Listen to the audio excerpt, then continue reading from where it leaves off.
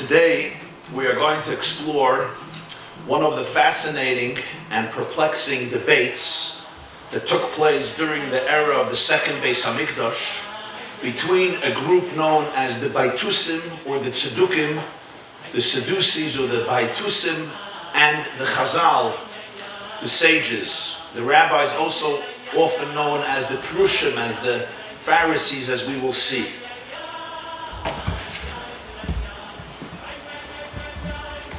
It's a debate that relates directly to the era that we are presently in, which is the period of the counting of the Omer, Sefirah.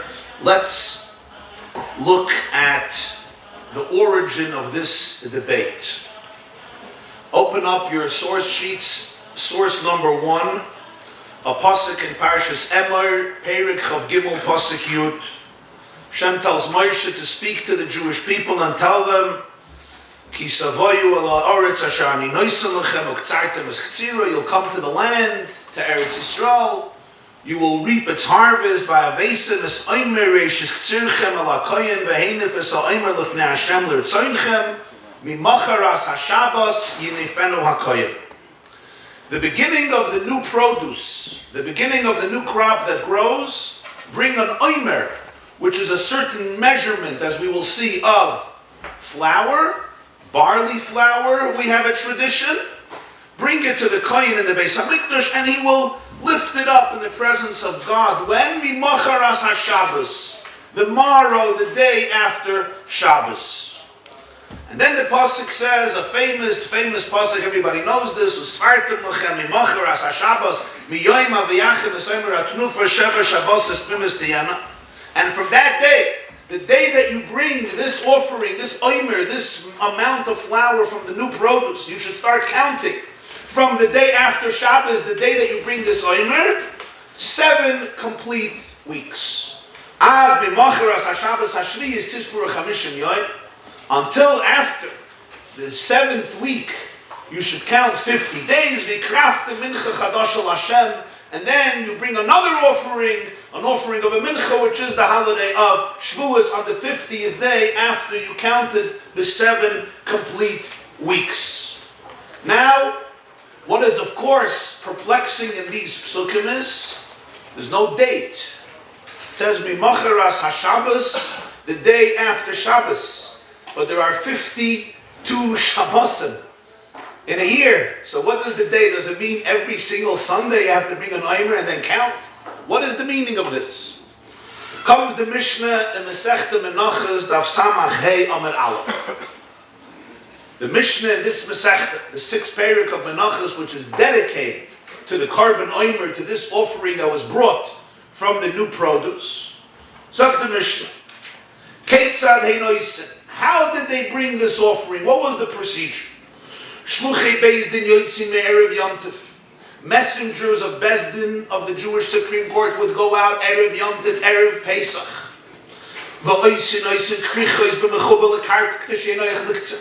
They would go to a field of barley, and they would make bundles. When it was still, the stalks were still connected to the ground, they would tie them so it should be easier to harvest, easier to cut. All the cities in close proximity to the field from which they would cut the barley would gather so that there should be a lot of fanfare when they're harvesting the barley. Once night fell. Which night? As we'll see, night is the first night, Mitzvah, of the first day of Pesach, the first night of Chol HaMoed. In Eretz Yisrael, there's one day Pesach, of course. So this is the night after the first day of Pesach.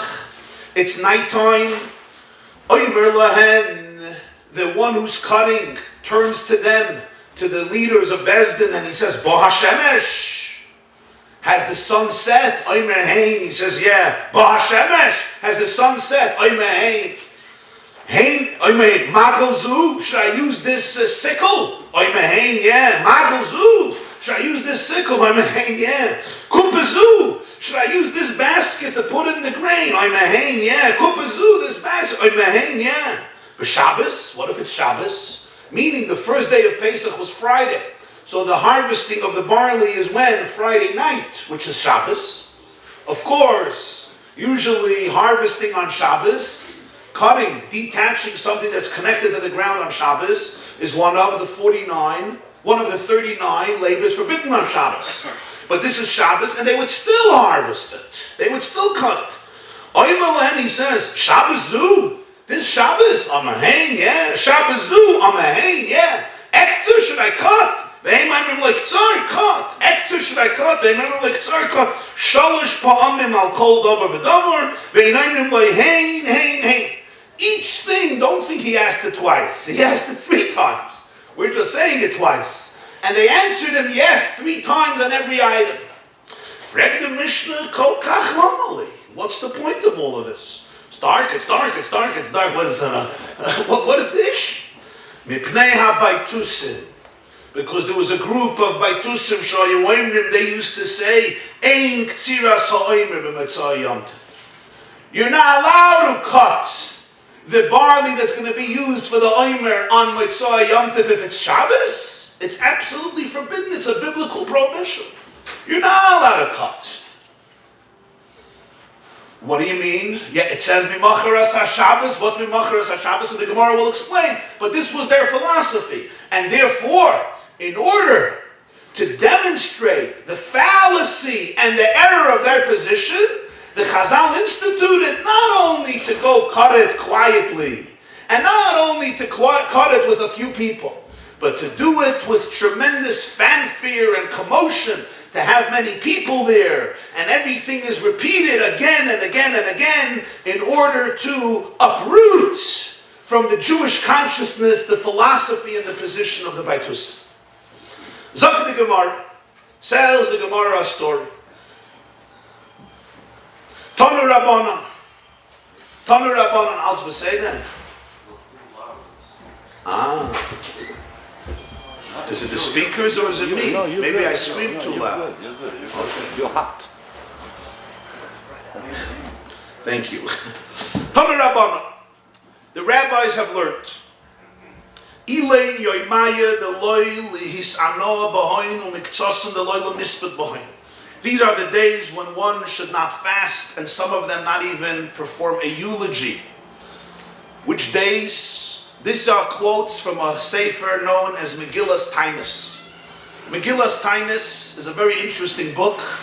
It's a compilation of miracles and great events that happened during the era of the second Beis Hamikdash and were celebrated then as mini holidays. After the Churban Bayis Sheni, Batla Megillas Tainus. All those holidays are not celebrated anymore, besides for 2. Chanukah and Purim. All the other holidays are gone. But yet, we have the Megillas Tainus, and we could see various milestones in Jewish history during Bayis Sheni, which were celebrated, if only not fasting then, no eulogizing. 2 of those holidays happen in the month of Nisan. When, says the Gemara, Meireish Yarchid Nisan Atam Neyabeh. From Rosh Chodesh till the 8th day of Nisan was a Yom Tov. Tzedukim Tmida. The Korban Tamid was established. The Loila Mispah, therefore one cannot eulogize, certainly not fast. And from the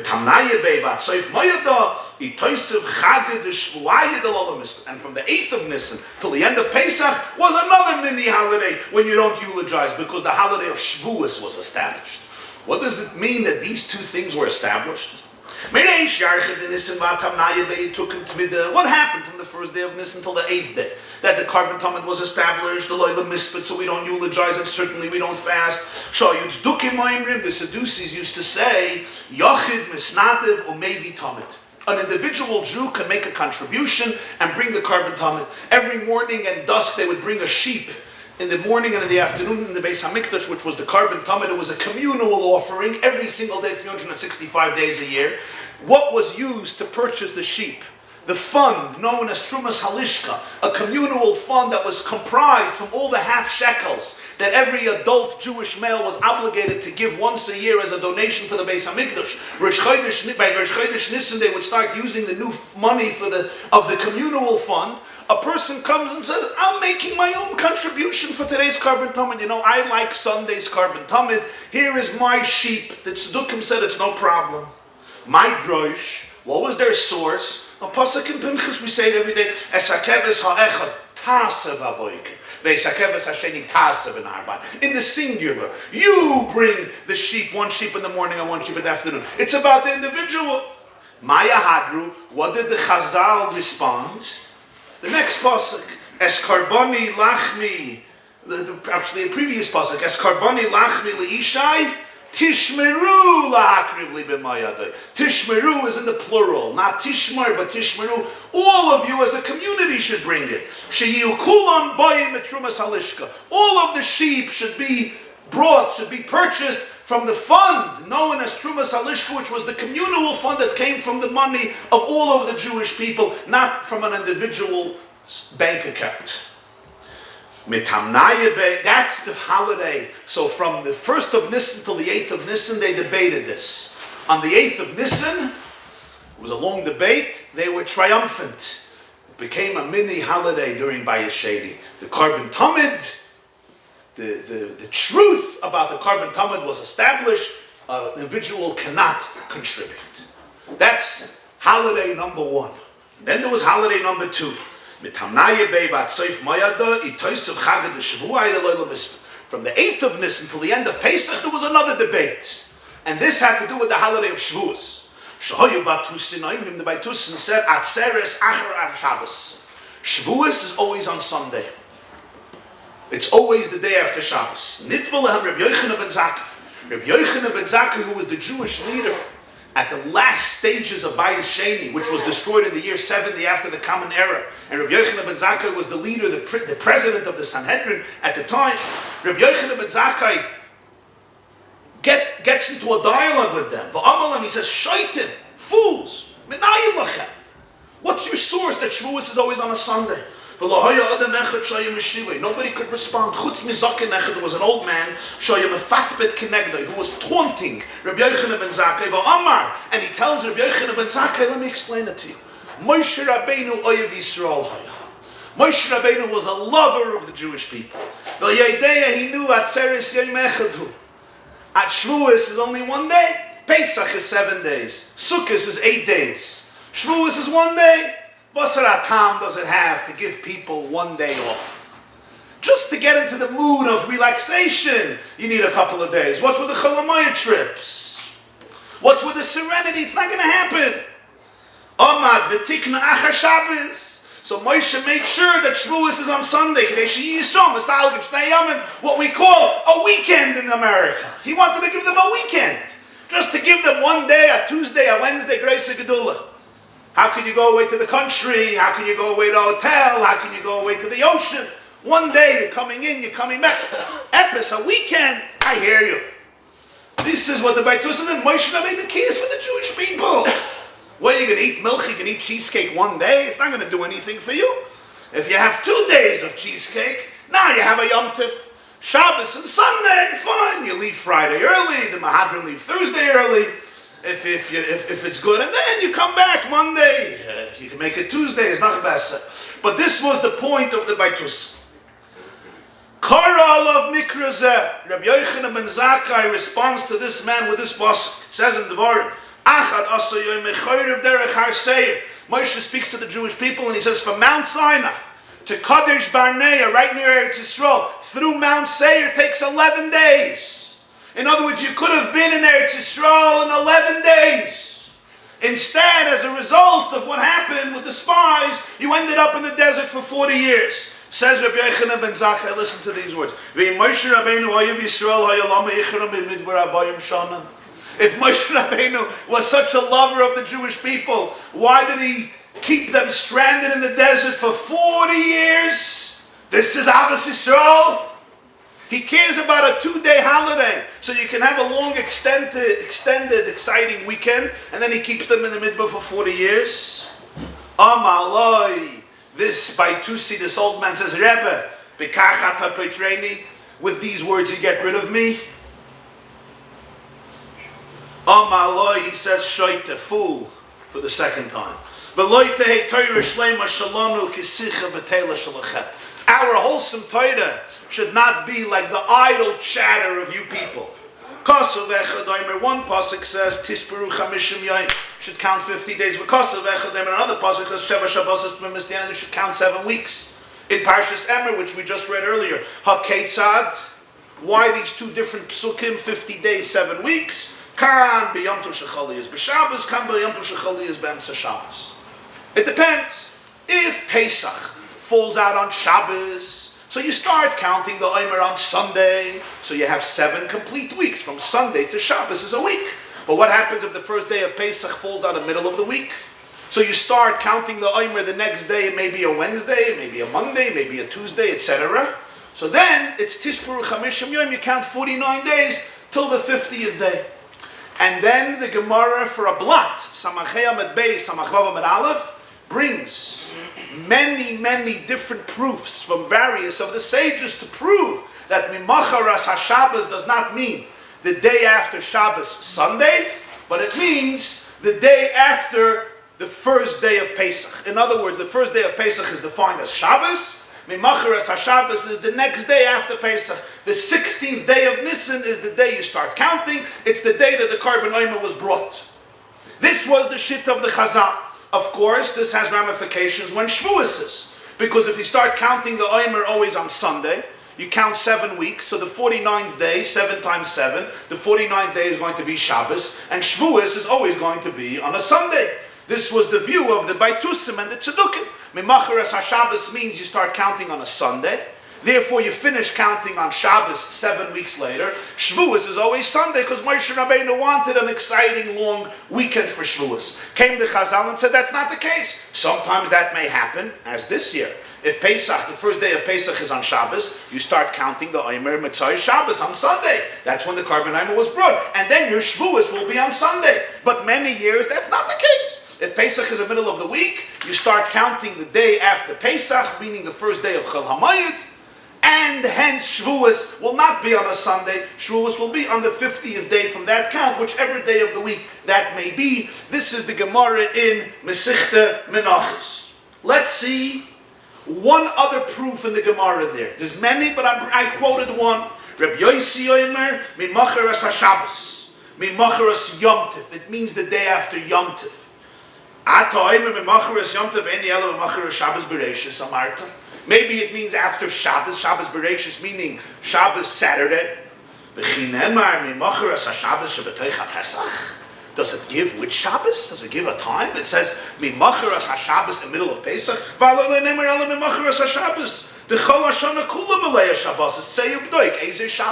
According to you, that it means Shabbos, the whole year is filled with Shabbos. You have more than 50 Shabbosim. So figure out which Shabbos, which Sunday do we have to bring the Korban Omer? I don't know. So it can't mean Mimacharas HaShabbos. It's too cryptic. It's too ambiguous. It doesn't make sense. You're not telling me anything. Mimacharas HaShabbos. Thank you. It must have a meaning. I'm telling you, Mimacharas HaShabbos means Yom Tov. Which Yom Tov? The Yom Tov that we've been addressing in Parshas Omer right before, the Yom Tov Pesach. The day after Yom Tov, the first day of Chol HaMoed, you bring the Korban Omer. This was Rabbi Yossi's proof. Rabbi Yochanan ben Zakkai had his proof. Rabbi Yossi had his proof. Many others had other proofs in the Gemara there. The Rambam in Hilchas Tmidin U'Musaf in Perek Zayin gives us a summation of the view of Chazal. Says the Rambam, B'yoyim Sheni Shal Pesach Shoyim Shishasa B'Nisim. On the 16th day of Nisan, the second day of Pesach, Makrivin Yeser Al Musaf Shal Kol Yoyim Keves Lo Oilim Omer Atnufa. In addition to the Musaf of every day of Pesach, you offer a special sheep together with a portion of barley flour. It's a communal offering. It has a permanent time. Therefore, it overrides Shabbos, it overrides impurity, meaning even on Shabbos, you can do the labors that are involved in order to bring this carbon. The mitzvah is to cut it at night, the night of the 16th, the night before you bring it. I don't care if it's weekday or even Shabbos. You could cut it all night, and even if you cut it by day, but the evidence kosher, this has ramifications for Sefirah Class. If you forgot to count at night, could you count during the day? There's a machloikus. It depends on this. If you say b'di'evet, if they could cut the Omer by day, it was kosher, so you could count b'di'evet by day. And then the Rambam discusses all the fanfare that was involved in harvesting the Omer. V'kol kach lama, why was this done? And here is how he phrases the debate. There were those people who made a mistake and they left Klal Yisrael.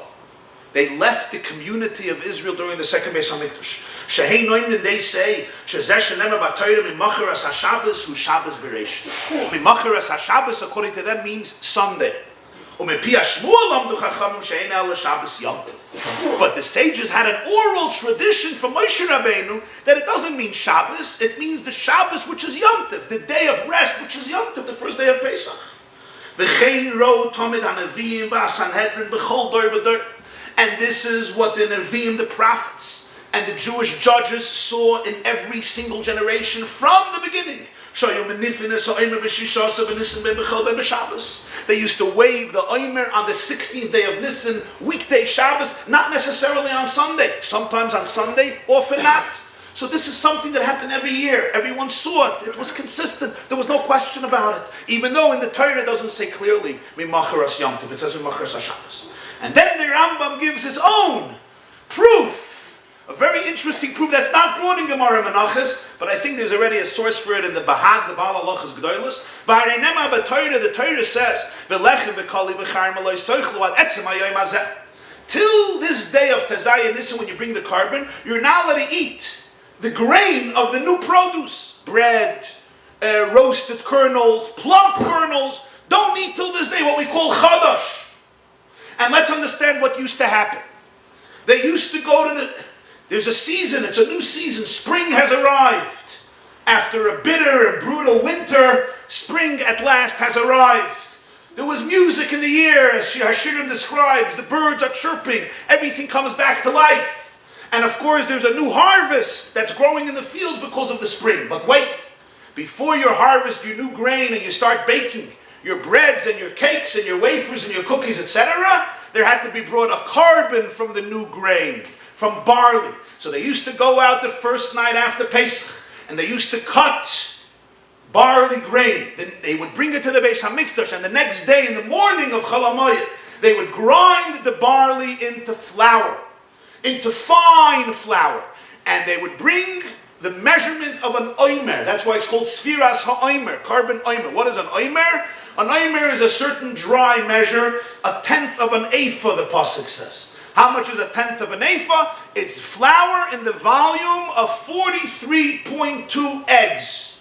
The volume of 43.2 eggs, that's the volume of flour. In today's measurements, it's anywhere between 86 ounces of flour and 153 ounces of flour. There are contemporary debates about how to convert the rabbinic measurements into contemporary measurements. So, Asiris ha'efa, an Omer, Mem Gimel v'chaymesh Beitz is anywhere between 86 ounces and 153 ounces.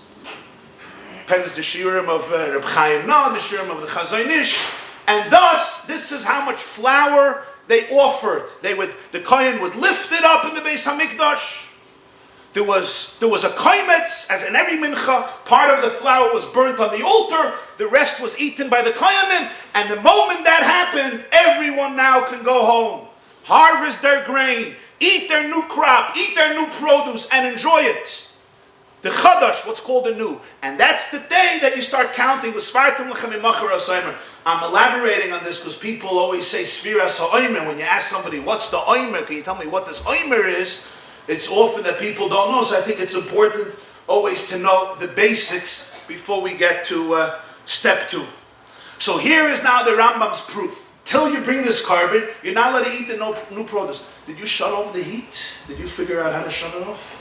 You didn't, probably. Huh? I shut it off before, but then it got cold, so I couldn't back on. We just said that spring arrived after a brutal winter. Still have the February calendar. Okay, Zok the Rambam. The Nemar, there's a pasuk in Yehoshua Perek Hey. Vayoichlu me'avur ha'aretz mimacharas ha'pesach matzos v'kaloi.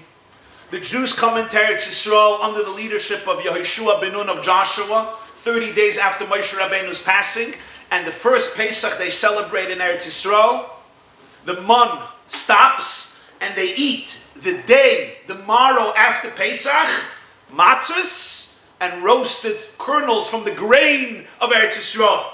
V'im toima, says the Rambam. 1 second. When could they start eating?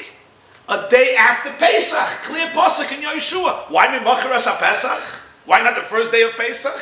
Because you're not allowed to eat it the first day of Pesach, right? You're only allowed to eat the first day of Pesach, the old crop, the old produce that took root before you brought last year's carbon-imer. But the new grain and the new produce that was planted or took root after the carbon-imer, you have to wait. So they had to wait till Macharas HaPesach. V'im Taimar, maybe you'll say, Shoisi HaPesach, b'Shabbos Ira.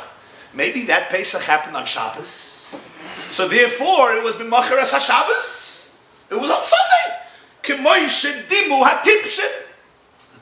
As the fools, our good friends, the fools in Masechta Menachos, have always said. That's what happened. So that's why it was b'Macharas HaPesach. He'eich tola ha'kosav heter achilasam.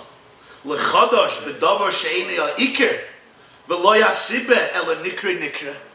Why then would the pasuk associate the permissibility to eat the new grain and associate it with something that is not essential, it's not vital, it's only circumstantial? The fact that it's the day after Pesach is irrelevant. What's relevant is that it's the day after Shabbos. You don't do it the day after Pesach, depends when. Pesach is on Shabbos, it's the day after Pesach. Pesach is not on Shabbos, it's not the day after Pesach. Right? So why would it say by Yochel B'Macharas HaPesach? That was just coincidental, it's not the issue. Ela meyacher shetala adav b'Macharas HaPesach hadavar baru shemimacharas HaPesach ha'ila ha'materes es ha'chadash. The Rambam's golden words. The fact that the pasuk associates it with Macharas HaPesach, that's why they started to eat it, is clearly indicative that the ilah, the cause, the factor that allowed them to eat the Chadash is that it was a day after Pesach. We don't care which day of the week it is. It's as long as it's the day after Pesach to Zayin Nissen. These are the way the Rambam sums up the debate and the halach. Today I ask you a simple question. Was ist angegangen in the Neshama that Mimacharas HaShabbos means Mimacharas Shabbos Bereishis, not Mimacharas Yom Tov? Why were the Tzedukim and the Boethusians so obsessed with reinterpreting this pasuk? The Rambam says in every generation this is what was done. Suddenly in Bayis Sheni, they said, no, Mimacharas HaShabbos. And what do they care if it's Tazayin Nissen? It makes a big difference. How do I know they were obsessed? I know from two things. First of all, there's a Gemara in Rosh Hashanah, Daf Chav Beis Amid Beis, and Rashi there, it's from Yerushalmi, that they rented false witnesses to come and testify in Bezdin that they saw the moon of Rosh Chodesh Nissen. They wanted Rosh Chodesh Nissen to fall out on Shabbos, so that Beis Nissen would be able to be Sunday, so that the first day of Pesach would be Shabbos, so Sefirah Class would be Sunday. And because of that, they changed the whole procedure, the Mishnah says in Rosh Hashanah, of who they accepted as witnesses for the sight of the new moon, because they realized that false witnesses were being rented. That means these guys were really ambitious. Besides the fact you see that the Chazal instituted that the whole community has to come down and watch this harvest in order to uproot their philosophy, because they felt that this philosophy is a very serious issue. And the Rambam indeed points out that they left Klal Yisrael by Bayis Sheni, and he says, why did they leave Klal Yisrael by Bayis Sheni? Because this is what they said. So even though you could say the two things are disconnected, it sounds like from the words of the Rambam, it was like almost this statement presented and personified the fact that they left Klal Yisrael at Bayis Sheni. What was their obsession with this issue of Macharas HaShabbos? Now the Gemara says this came after another mini holiday. And that was their obsession that every individual could bring the carbon tamid. Why were they so obsessed with that? What do they care if the community brings the carbon tamid? And these were two holidays in close proximity to each other. You could say they're disconnected. One was from Rosh Chodesh till Ches Nissen. One was from Ches Nissen till the end of Pesach. Although it would seem from the Gemara that there is a theme here. In the beginning of Nisan, they established the Karban Tamid, and in the end of Nisan, they established Chag HaShavuos. Are they completely disconnected? But the Gemara does not make any association. I have another little question. This man tells Rabbi Yochanan ben Zakkai, you know why I say Mimacharas HaShabbos? Very simple. I believe in love. I believe that a Jewish leader loves the Jewish people. Moshe Rabbeinu loves the people. He wants Sefirah Class to begin on Sunday, so Shavuos is Sunday, so you have a long weekend. So what does Rabbi Yochanan ben Zakkai say? Really? He loves the Jewish people? Why does he keep them in the desert for 40 years? So this is a very funny paradox. The Tzedukim are screaming, Moshe Rabbeinu is full of love. And Rabbi Yochanan ben Zakkai is like, I'm not so sure. Why are they in the desert for 40 years? And it's Moshe Rabbeinu's fault that they were in the desert for 40 years. Now, of course, you could say, as it seems from Rashi in the Sugya, it wasn't an authentic exchange. Of course, Rabbi Yochanan ben Zakkai believed that Moshe Rabbeinu was an Oyev Yisrael. But this man is saying, oh, he's an Oyev Yisrael, that's why Shavuos is Sunday. He's saying, really? Look at what happened in the Midbar. So it's just almost a futile exchange, Sicha B'Teila. But really, the story deserves to be looked at from a deeper point of view. Rabbi Yochanan ben Zakkai was the Gadol Hador. The Gadol Hador. So I ask you a question. A Yid comes into shul. He considers himself a heretic, an atheist, an agnostic. He opens up a chumash and he starts asking foolish questions. A foolish question. Starts making statements that Rosh Hashanah has to always fall out on Sunday, and Yom Kippur is not in Tishrei, Yom Kippur is Chanukah, and Purim is not an Adar, Purim is Shavuos, and you don't eat Pesach Hamatzah, you shake a lulav on Pesach. Whatever his thing is. So they say, well, interesting. Let's bring you to the Chafetz Chaim. Discuss it with him. Let's bring you to the Vilna Gaon. Let's bring you to the Baal Shem Tov. Let's bring you to the author of the Shulchan Aruch. Let's bring you to the Chaim Sofer. Let's bring you to Chaim Soloveitchik. Rabbi Yochanan ben Zakkai was the Gadol Hador. He has to debate this fellow who's screaming that Moshe Rabbeinu wants memorial weekends for Shavuos so people can go to hotels. They have to bring it to Rabbi Yochanan ben Zakkai. Rabbi Yochanan ben Zakkai had what to do with him, had what to do with his life. And yet, he was debating the greatest scholar of the Jewish people, the leader of the Sanhedrin. This means, obviously, that there was something more to his words. There was a depth, there was a profundity, there was a serious exchange. Even though relative to Torah, we call it Sicha B'Teila. And this is a Yesod that's brought in Svarim, that all the debates that are brought in Chazal, the fact that some of the greatest sages debated these people are not futile debates. They have lots of content to them. Sometimes the debates were forced, but very often they were not forced. Especially that the Amoraim chose to record it in the Gemara as part of Torah Shabbal Peh for eternity. And before we learn it, we have to make a blessing, Asher Bachar Banu Mikol Ha'amim, V'nasalanu es Teirasai. Teirasai, Teiras Emes, there is depth to all of these debates. And here, it's interesting, this man is screaming, Moshe is an Oyev Yisrael, and Rabbi Yochanan ben Zakkai says, why is he leaving the Jewish people in the desert for 40 years? We're going to examine today 3 explanations that have been presented on this story by 3 great spiritual giants of the Jewish people who all lived in the last century, in the last 100 years. Diverse personalities, lived in different parts of the world. And yet, if we look closely, we can see a common thread that pervades their insights and their explanations. And we're going to go through these 3 explanations, but in order to appreciate it, we have to learn another piece of Gemara that's not connected to this at first glance. In your source, the third to the last source on page 1 of Gemara in Beit Tzedaf Yud Zayin Amud Aleph, Tana Rabbon, and the rabbis learn. Yom Tov Shechali is b'Shabbos. When Yom Tov comes out on Shabbos, Rebbe says, Av Chosim Ba Mekadesh HaShabbos Yisrael B'Hazmanu. In Shmoneh Esrei, you conclude the middle blessing. Usually every Shabbos, how do we conclude the middle blessing of Shmoneh Esrei? Mekadesh HaShabbos. Yom Tov Mekadesh HaShabbos. v'Yisrael v'Hazmanim. The one who sanctifies Shabbos, the Jewish people, and the times, the calendar. Tani Tanaka made Rabbina. One of the teachers said this over in front of Rabbina, and he changed the order. Mekadesh Yisrael v'Hashabbos v'Hazmanim. Amalei, Rabbina heard this change. He said, whoa, Atu Shabbos Yisrael Mekachile. The Jews sanctify Shabbos. Mekadesh Yisrael v'Hashabbos v'Hazmanim. He sanctifies the Jewish people, and then Shabbos, and then the holidays. The Jews don't sanctify Shabbos. Shabbos Mekadsha v'Kaima. Shabbos stands as a holy day innately, essentially, before the Jewish people. Ela the way you have to say it is Mekadesh HaShabbos Yisrael v'Hazmanim.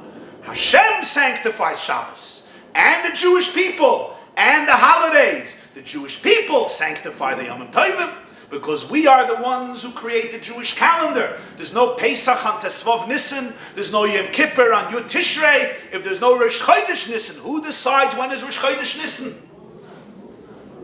The way it was decided, today we have the calendar, the way it was decided was Bezdin would accept testimony, as we said earlier, and they would decide. And if no witnesses would come, you had to wait another day for Rosh Chodesh. That's why there were many doubts. They were the ones who decided when Rosh Chodesh is, based on the instruction of Torah. So therefore, Ravina says, you don't say Mekadesh Yisrael v'Hashabbos. Omer Rebbe Yosef, halacha ki Rebbe, u'kedetaretz Ravina. That's the halacha like Rebbe, and as Ravina explained it. Rashi says, Atu Shabbos Yisrael Mekachile, shekod mas kedushas Yisrael l'shal Shabbos. Are you telling me the kedusha of the Jewish people precedes Shabbos? Bishleimas manim tzarich lahaktim kedushas Yisrael l'kedushason shaydei kedushas Yisrael niskachu. Hey, when you're speaking about zmanim, the holidays, you have to say first Mekadesh Yisrael. You know why? Because if the Jewish people would not be holy, they would not be holy. It's the koyach, the kedusha of the Jewish people that makes these days holy. We confer holiness on the day. The Jews could not create Rosh Chodesh and declare Yom Tov in Bezdin.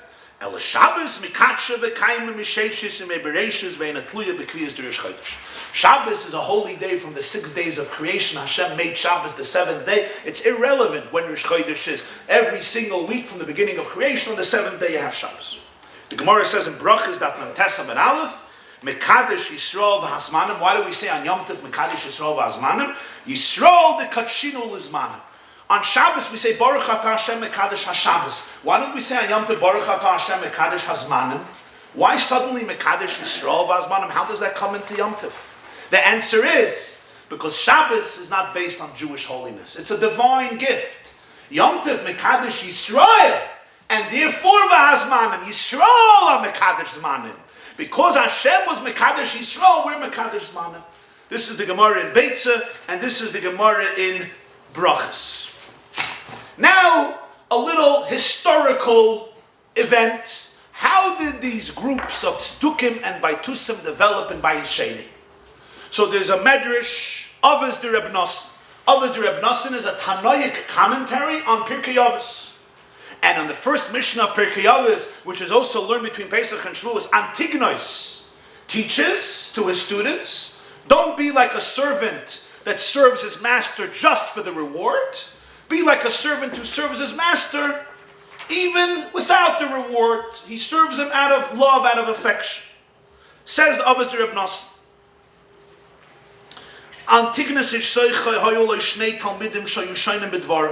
Antignos, who lived in Bayis Sheni, had two students who would study his words. You have to turn around your source sheet, side 2. And they created students, and the students created students. These two students had many students, and the students began examining their words. Morrow, why did our teacher say these statements? Don't be like servants who serve their master for a reward, for a prize. Does it make sense an employee works all day and in the evening he does not take his wages? The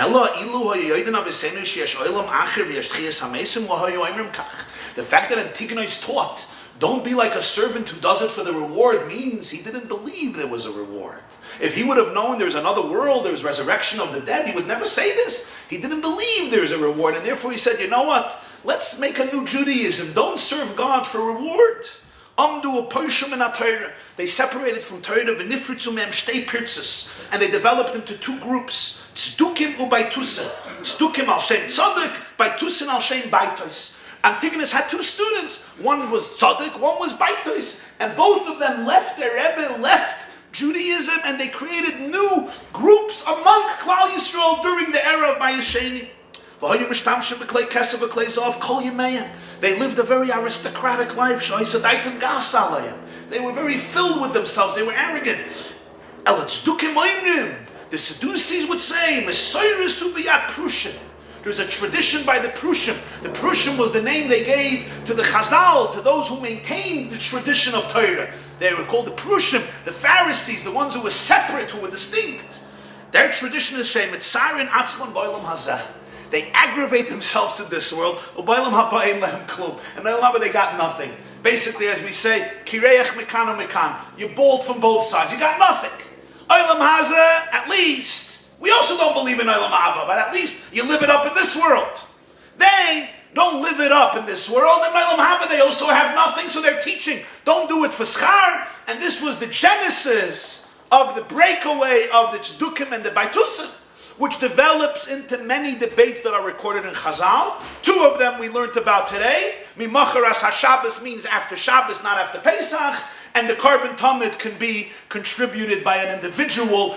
You don't need the communal funds.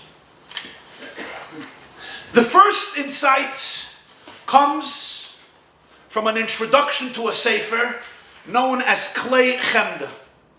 Klei Chemda is a commentary on Chumash that was authored by Reb Meir Don Rafal Plotzky. Reb Meir Don Plotzky was born in Poland in the year Tov Reish Chav Zayin. That would be 1867. He was a Talmud Muvik of the famous Avnei Nezer, Rebbe Avraham Bornstein, the Sochachover Rebbe, the Avnei Nezer, the Meir Don Plotzky. He had many Rebbes, but he considered him as Talmud Muvik. He writes that he is the one who taught me and showed me Noyam u'Mesikus Torasenu Hakdosha, the sweetness and the pleasantness of our holy Torah. His father was an Alexander Chassid of Chanechenech of Alexander, but he himself became a Chassid of the Sfas Emes, of the second Rebbe of the Gerer dynasty, the grandson of the Chidushei Harib.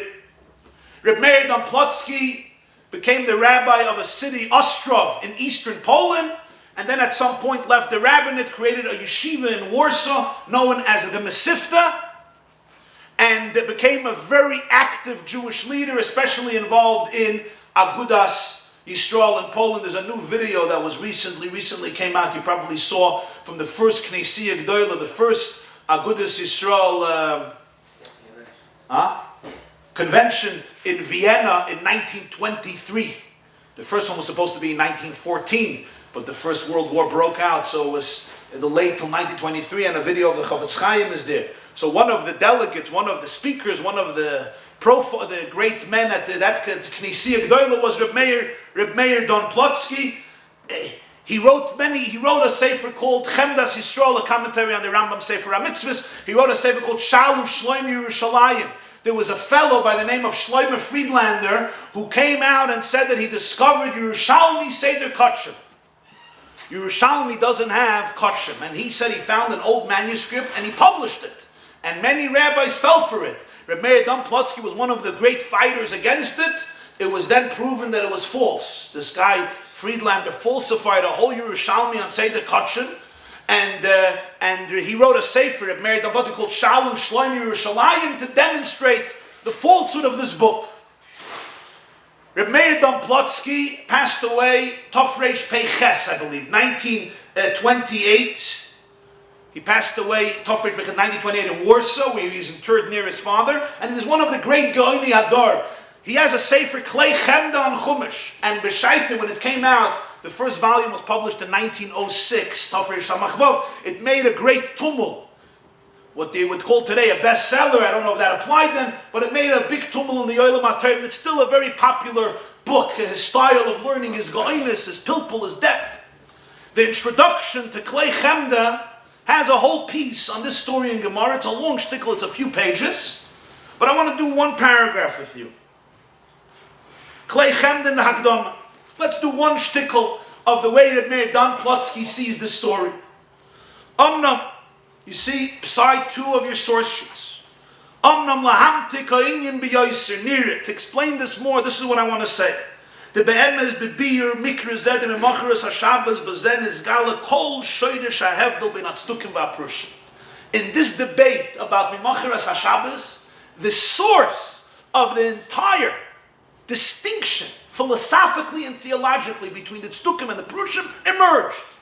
In other words, what the Meir Plotzky is telling us is, don't think it's a little debate about a pasuk. It's not such a little debate. It starts with a pasuk. It's a conceptual debate about Judaism. It's manifested in 2 words in Macharas HaShabbos. Kol shoyrish ha'hevdel, the core of the difference, which is generally a method of learning. In other words, what looks like a debate about 2 words is really a much larger debate of hashkafa that comes out in these 2 words. What's the root of their argument? It's known that the Tzedukim did not acknowledge the validity of the oral tradition of the Chachamim. They said, let's stick to the text only.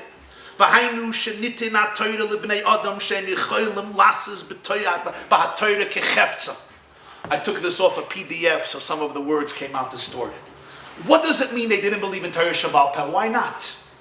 They didn't believe in the koyach, in the power of the human mind to be able to really understand and interpret Torah, and that's called Torah. They say,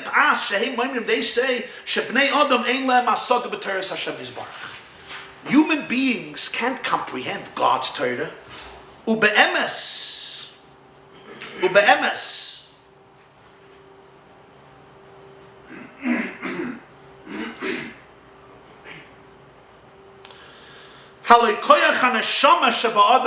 Just made that up. But I think it may be right. But the truth is, what is a person? A person has a piece of Hashem. The neshama is a chelik elikah. Chazal say they don't believe in the resurrection of the dead. You know why?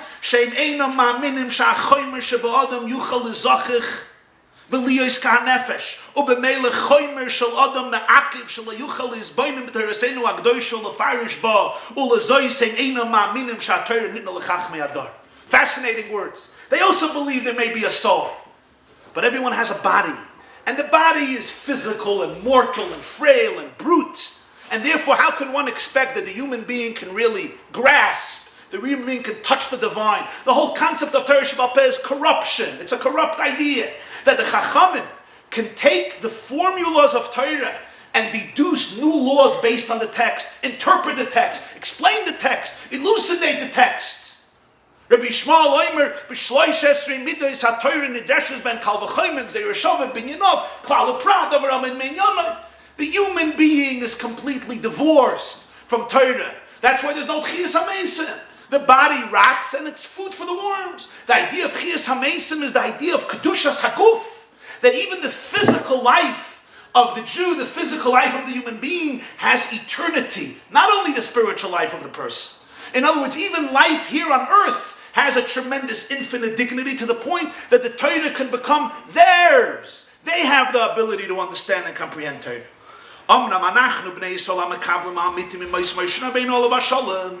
The Jewish people who received the Torah from the days of Moshe,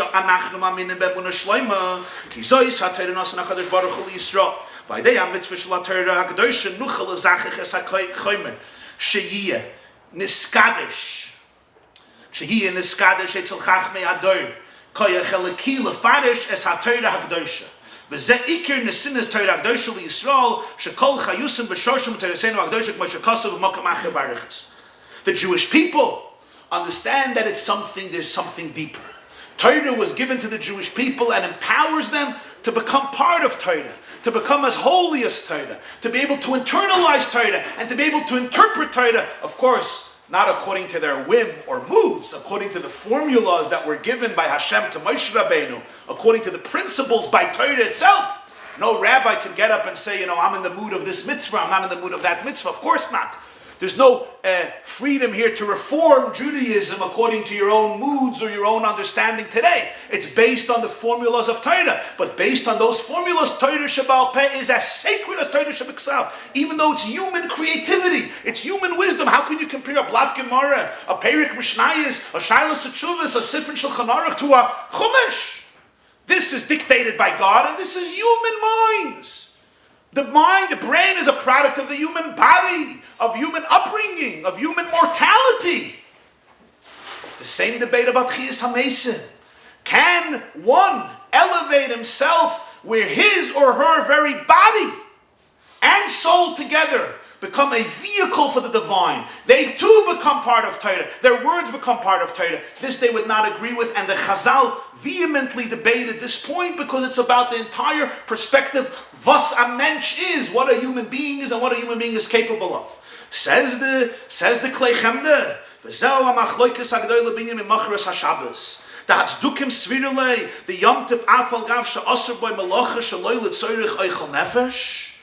Mikol makom kiven the meleches oichel nefesh muter boy, harei yitira Torasenu ha'gdoisha ma sheyesh boy tzorich la'odom v'im kein ein ze b'chlal Shabbos. The Tzedukim say you could never call Yom Tov Shabbos. Chas v'sholem. You know why? Shabbos, all labor is forbidden. Yom Tov, all labor is forbidden besides one thing, to prepare food for people. For Jews, that's not Shabbos. That's a human day. That's a day like it's you can't compare it to Shabbos. Shabbos is a godly day, but this is a human day. Because the Torah allows you to make food for the person. Omnam hachachamim sviralu, the afa gav the mutter by l'tzorech echel nefesh. Mikol makom kivan de chazinon de einay mutter ela mashu l'tzorech Yisrael davke. Yisrael niskachu b'kedushas Hashem yizbarach de atoyrim kein ava kamay Shabbos. The doiche oisei mila v'chein hutter b'mikdash legamni v'aval b'kein nikru Shabbos kivan de malachas elu l'tzorech gavoyahem. V'chein Yom Tov afal gav de mutter behen meleches oichel nefesh mikol mokim b'shvil zeh loy nofik miklal Shabbos. Say the Chachamim, you missed the point. The Tzedukim say, how can you compare Yom Tov to Shabbos? Shabbos is a divine day, it's a holy day. All malacha is forbidden. Yom Tov malacha is forbidden, but for the Jew you can make malacha. You can make meleches oichel nefesh. If that's the case, it's a time for the Jewish people. It's a time when the human beings celebrate. Doesn't have the Kedusha of Shabbos. The Chachamim say, no, oichel nefesh of a Jew doesn't oich Shabbos. Yisrael niskachu b'kedushas Hashem. The fact that you're serving the Jew that he can eat and celebrate Yom Tov, and that's why you're allowed to do malacha, that's not a compromise of divine holiness. The Jew is a shtik halakus. The Jew is a shtik Torah. That's also part of Shabbos. On Shabbos, you're allowed to make a bris. Yeah. On Shabbos, you're allowed to bring karbanos in the Beis HaMikdash. Yeah, why? That's tzorech gavoya. It's God's work. Karbanos is for Hashem. Milah is a mitzvah for Hashem. That doesn't violate the holiness of the godliness of Shabbos. That's for Hashem. That's tzorech gavoya. Come to Chazal and say, Yom Tov too. It's also tzorech gavoya. Meleches oichel nefesh for the Jew is also divine. Because the Jewish body, like the Jewish soul, is also sanctified through the koyach of Torah. That's the power of Torah Shebaal Peh. That's why Mimacharas HaShabbos could mean Yom Tov. The Tzedukim will say Mimacharas HaShabbos is never Yom Tov. And then he goes on to say that in a way Yom Tov is even higher, because on Shabbos you're only allowed to bring karbanos that are for that day. You can't just bring another carbon on Shabbos, only if it's an obligation for that day, like the carbon tamid. What about on Yom Tov cooking?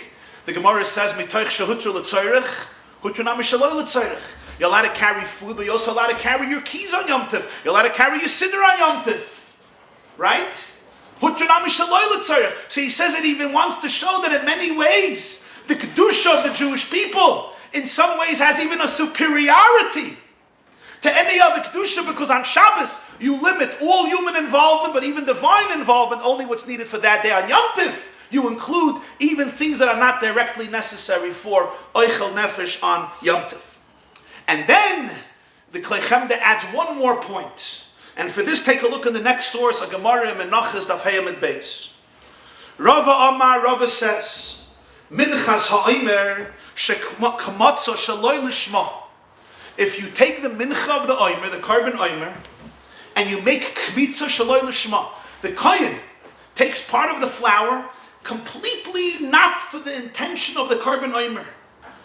Ksheira ushioreh me'achol, it's completely kosher, and the kohenim could eat it, even though other minchas, if it was done shaloi lishma, not for the sake of the carbon omer, was invalidated. Here it's kosher.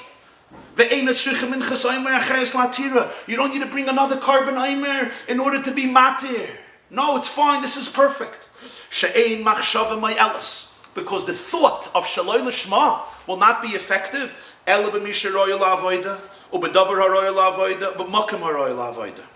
Only if it's done by somebody who's worthy to do the avodah, mean a kohen who's not unblemished.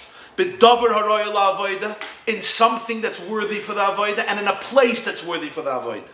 Says Rashi, what's b'davar haroya la'avodah? K'goy minchas chitin. Aval minchas ha'omer shel sa'orim einu ru'uya ela la'avodah zubel vad lahatir v'loy misham carbon asya. Rashi says there was no mincha that was brought from barley. Everyone was brought from wheat, because carbonas are brought from wheat. This was not a carbon. You know what it was? It was only there to allow Jews to enjoy their new produce, their new crop. It's only a heter, it's not a carbon. And that's why even if it's shaloi l'shma, I don't care, because the machshav of shaloi l'shma could only passel if you're doing something that's a carbon, but minchas oren is not a carbon. Says the Klei Chemda, the Tzedukim say, you want this to be doiche Shabbos? You want this to be doiche Shabbos? You can harvest it on Shabbos? How can this be doiche Shabbos? It's not even, there's no element of gavaya. It's only to be matter that Jews can eat their new bread. And therefore they argued on that point too. And therefore they said, Macharas HaShabbos always means Sunday. Because if it would mean the next day after Pesach, it can happen even on Shabbos. That means you violate Shabbos for this. There's no way you violate Shabbos for this. For what? To be matter food for the Jewish people? This is another explanation in their argument. So it's a debate about what is the relationship between man and God. What is the relationship between Torah Sheb'Ksav and Torah Sheb'al Peh? Torah Sheb'Ksav is what Hashem gives us. Torah Sheb'al Peh is K'vayachal, what we give Hashem. Judaism is what we receive as passive recipients. Torah Sheb'al Peh is the creativity of the Jewish people. It represents the personality of Klal Yisrael. Their mind, their psyche, their contribution, their heart. Is that also sacred? Is that also divine? Does that also have the same Kedushas HaTorah? Is the body sacred? Is the body divine? Is there Tchias HaMesim? It's this, according to the Klei Chemda, that the debate is concerned with. The Klei Chemda Rebbe Meir Plotzky sent his Sefer, sent his book, years after it was published, in the year Tafresh Pehei 1925, to another Jew. This Jew was Rebbe Avraham Yitzchak HaKoyen Kook. Rav Kook was a fascinating personality, even though for some, a very controversial figure. Rav Kook was born in Latvia around the same time of the Kli Chemda. He was born 2 years before him in 1865. He was a Talmud in Volozhin by the Netziv, in the yeshiva of Volozhin. Ultimately, he was a rabbi in a few cities. Ultimately, in 1904, he made Aliyah to Eretz Yisrael. He became the Rav of Yaffo, the city of Yaffo. In 1919, Tafresh Ayin Tes, he was appointed as the Rav of Yerushalayim after a vacancy of a few years since the passing of Reb Shmuel Salant. Rav Kook, who was the first chief rabbi of what was then known as Palestine, the first Ashkenazic chief rabbi of Eretz Yisrael, passed away in Elul Tafresh Tzadik Hey, Elul 1935, at the age of 70, I believe. Rabbi Avraham Yitzchak HaKoyen Kook was a Gaon Oilam. Now the controversial component of his life was, he was a poet, he was a mystic, he was a brilliant, brilliant man. He was sensitive, he was very spiritual, and he was a great supporter of the work of the Chalutzim, the Zionists, the secular Zionists who were building the Yishuv in Eretz Yisrael pre the creation of the state in 1948. And probably the best description that I have ever read about him, and you see how one can express himself about somebody with such elegance, even though there were some disagreements between them. And that is the 6th Lubavitcher Rebbe, the Rebbe Rayatz, wrote about Rabbi Avraham Yitzchak Kook. They were friends, but they disagreed on some issues, ideological issues. And the Lubavitcher Rebbe wrote about him, Ahavosoi l'tzion oiveres kol gvul. His love to Tzion transcends all boundaries and limitations. And this is a very deep and accurate description of Rabbi Avraham Yitzchak Kook. Even his bar Plukter Rabbi Yosef Chaim Sonnenfeld, who founded the Eda HaCharedis, what they would call the ultra-right-wing group of rabbis in Yerushalayim that didn't follow the path of Rav Kook. They once asked him, who is the Rav of Yerushalayim? And he said, Rav Kook is the Rav of Yerushalayim. They said, really, you agree? He says, yeah, ich bin the Purim Rav. I'm the Purim rabbi in Yerushalayim. They say, what do you mean? He says, you know, they used to have in Shtetlach a Purim Rav. Why? Because a Rav is not allowed to drink. He has to be able to paskin shilas. It's a pasuk in Shmini, Lahoyres. On Purim, the Rav takes some l'chaim. So somebody comes with a shilas, so you designate a Purim Rav. The rabbi is drunk for 24 hours. He's off duty. We have a Purim Rav. He says, my friend Rav Kook is drunk with love to Eretz Yisrael. So I'm the Purim Rav. I'm the Purim Rav. Till he sobers up because he's in love with them.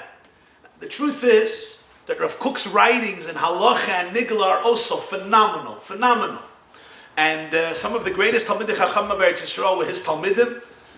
He was the Mesadik Kedushin by the wedding of Rav Eliashiv, who married Rabbi Aryeh Levin's daughter, the Tzaddik of Hashem. Rabbi Aryeh Levin was a Talmud Muvik of Rabbi Avraham Yitzchak Kook. He has a Sefer Shal S'Tshuvos called Mishpatei Koyin, about issues related to Eretz Yisrael.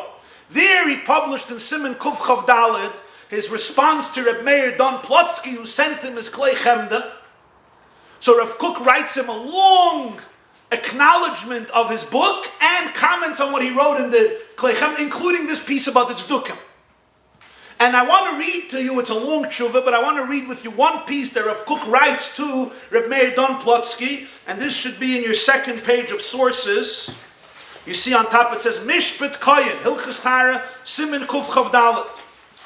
Ira Kodesh Yerushalayim Tibana V'Sekonim Iyar Tofresh Pei. It's a letter from 1925. L'Kvoid Harav Hagan Agadlo. It's a 30-year Torah. Meir Rav Meir Don Plotzky, the Rav of Astrov, Yevarchim Tzurenu V'Yishmerem.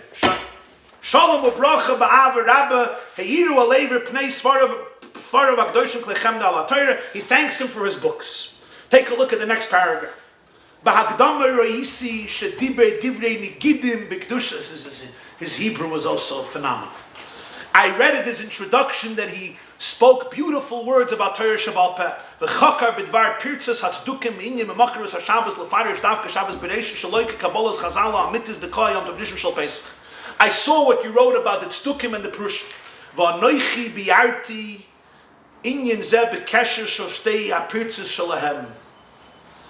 And I explained this based on connecting their two debates. Shein b'kedushas Torah Shabbal Peh. Sheikir habris shekaras hakadosh baruch hu im Yisrael b'shvila kegitn samach amid beis. Shein slucha zulazu b'megillas tainis kemenachas samachei shebazeh shenitzchum chacham mitoikim tmida v'achakach itoikim chaga d'shvuai. Rav Kook says, I feel there's a deep connection between the two debates in Gemara and Menachos.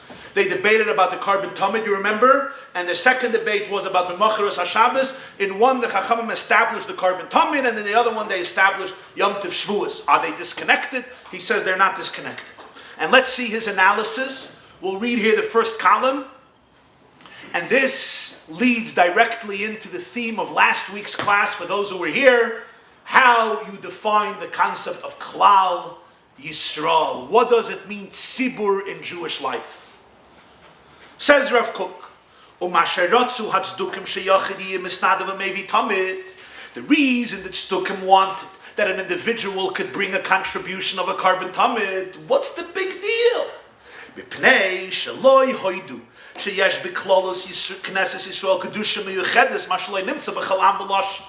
They believed Jewish people are another nation.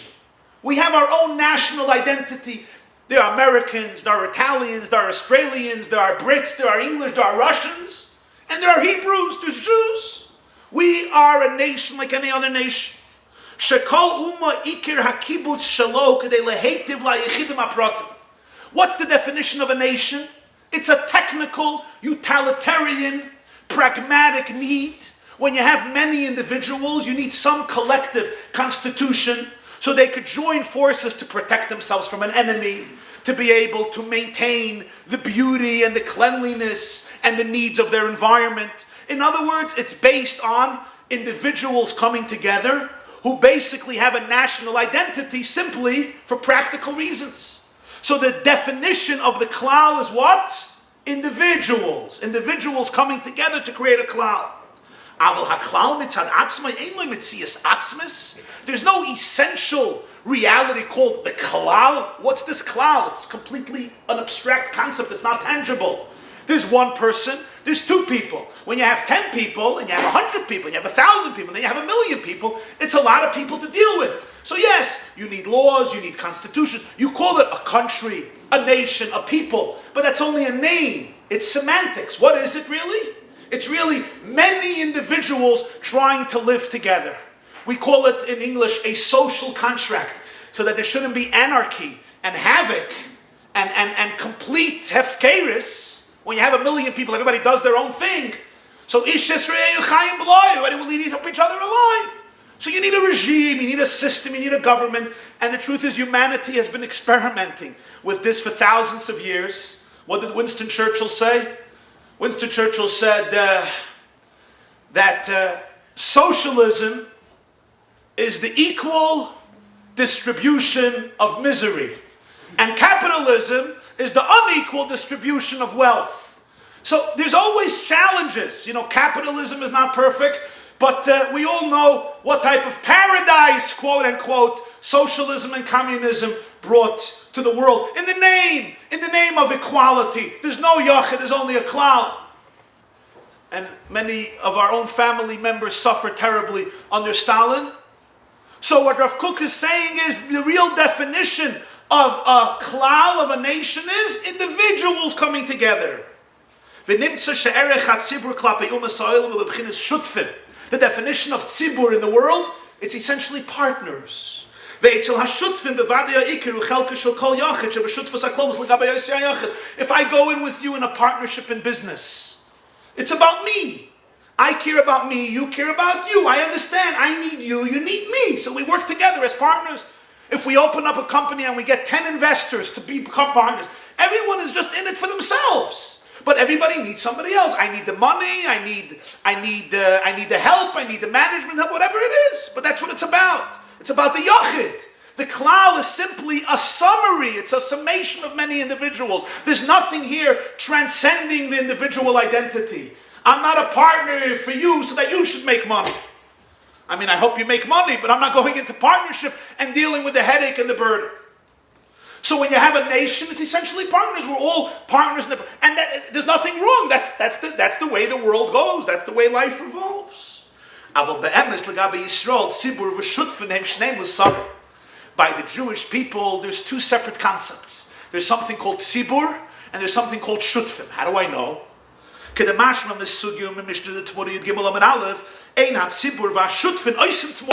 Fascinating raya. There's a halacha called tmura. What's tmura? If I have a carbon, I designate a sheep as a carbon.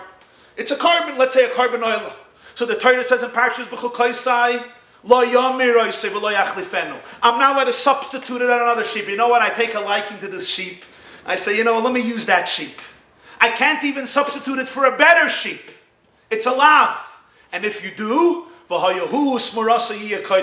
both become holy. You have to give them both up for karbanos. What about if it's a carbon sibur or a carbon shutfin? Let's say you and I together contribute a carbon. The halacha is that shutfin could bring a carbon together. It says, Adam ki yakriv mikem carbon Hashem and abehem and abakum. Takrivu as karbanchem at the beginning of Vayikra. So Rashi brings from Chazal, takrivu, karbanchem, shutfim and sibur can bring a carbon. Can I do tmura? Can the shutfim say, you know what? Let's be Meir the carbon. So he says, the Mishnah says, Ein hatzibur v'ashutfin oisim t'mura. By the tzibur, the shutfin t'mura will not work. They're not allowed to do it according to the Rambam Sprak, but it's not going to work. The other animal will not become holy. It's ineffective. Their t'mura is ineffective. The question is, why does the Mishnah say, Ein hatzibur v'ashutfin? Shouldn't the Mishnah say, Ein hashutfim oisim t'mura? Partners. What's the difference? 2 partners? 1,000 partners? 10,000 partners? 100,000 partners? What's the difference? It's the same concept. 3 partners is 3 people. 100 people is 100 people. Ein hashutfim oisim t'mura? Or ein hatzibur oisim t'mura? The tzibur can't make t'mura. In other words, if you have a carbon from the tzibur, even if they all agree, you can't do t'mura. It's not going to work. The other one will not be holy. Why 2? So the answer is because there's 2 distinct concepts in Yiddishkeit. There's a concept called shutfim, and there's a concept called tzibur. Shutfim can be 20,000 people, but they're partners. Tzibur is not 20,000 individuals. Tzibur is one entity that transcends the 20,000 individuals. The 20,000 individuals merge into a seamless, integrated wholeness, which we call tzibur, Klal Yisrael. It's not anymore me and you together. There is an essence, a transcendent, almost spiritual reality, what we call Knesset Yisrael, that includes all the individuals, and every individual is part of that klal. Mipnei sheyesh b'tzibur shel Yisrael kedusha u'metzias klolis she'eina ne'ereches klal klapei ha'chelik shel kol prat. There is a general kedusha that's not measured based on the summation of each detail, of each nuance. V'yomedes l'mayla megidrei chalukah. It's beyond even division. It's an indivisible essence. And that's why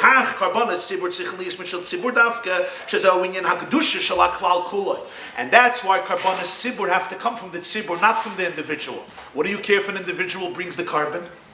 It's not only a problem because it's my part and not your part. There's something deeper here.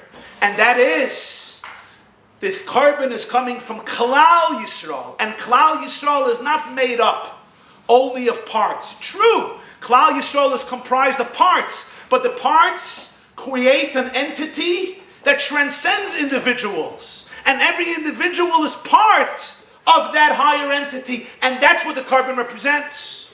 And he brings an interesting proof.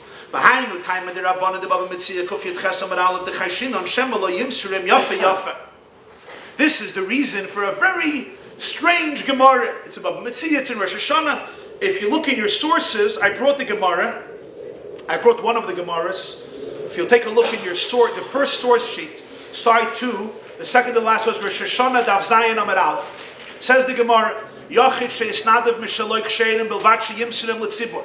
If an individual donates a sheep for the carbon tzibur, it's fine, as long as he has to give it away to the tzibur. It can't be his anymore. He has to give it away as a gift. Frag the Gemara Pshita, of course. All the communal funds came from people. They gave it away. I would think, I'm afraid maybe he will not give it over to the tzibur wholeheartedly. Kamash Malan, that we still accept it from him. What's the meaning of this? The meaning of this is, I come to the Beis Hamikdash. I say, here is my sheep. I give it away. We say, no. You know what? He may not give it away wholeheartedly. Why not? So the Mefarshim say, because he may want it to be his, so that it could be his carbon. So we're afraid. So that's the chiddush, that we do accept it from him. We trust him that he's going to give it away wholeheartedly. The Gemara Bava Metzia actually speaks about carbon Omer. There were people that were chosen to guard the barley that was harvested. And they would guard it. So the Gemara there, Bava Metzia Daf Kuf Yud Ches, discusses the idea, should they be paid or should they not be paid? So the rabbis say they have to be paid. You know why? Because if they're not paid, they're just guarding it voluntarily. And when they're guarding it, they're acquiring it for themselves so that nobody should take it. Because if somebody comes, they say, you're a thief, it's mine. And now, when they have to give it up to Bezdin, it has to become part of the klal. And we're afraid, they might not do it wholeheartedly. So the Chachamim say, make sure you pay them. So when you pay them, they're working for Bezdin, so it never becomes theirs. So therefore, they don't have to give it up. What's the problem? Why wouldn't they give it up yafa? What's the issue? What's the issue? So this is what he's going to explain.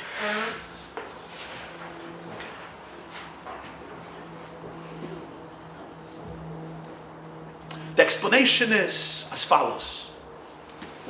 If the issue is simply the person wants it to remain his, why? So that the carbon Omer should be brought from his barley, so he's not going to give it full-heartedly, so it's never going to become a carbon sibur. Bezdin can tell him, listen, Rabbi, if you don't give this up to Bezdin, it's not going to be a kosher carbon. It's a carbon sibur. It can't come from your bank account. So please, make sure you're giving it up to us. So if he's going to think otherwise, and he's not going to make a kinyan, it won't be a good carbon. What is he going to gain from it? He's not going to gain anything from it. So obviously he'll give it up. What the Mishpat Kayan explains is there's something much deeper. He may give it up. You know how? He'll give it up to the tzibur, which is made up of yechidim.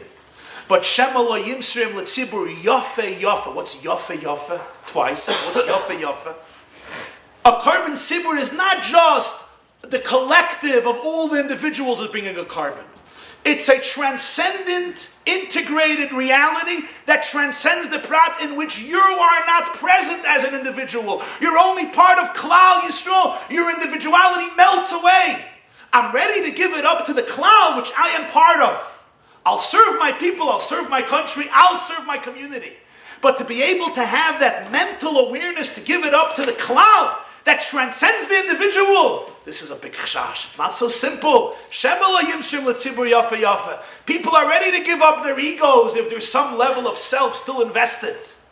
And therefore we're very afraid of this concept, yafe yafe. It's a whole different reality, and that's why the Chachamim say, make sure you pay him as a guard, so that this should not be an issue. And that's why the Tzedukim and the Chazal debated. What was the debate? The Tzedukim said, what do you care if an individual gives a carbon tamid?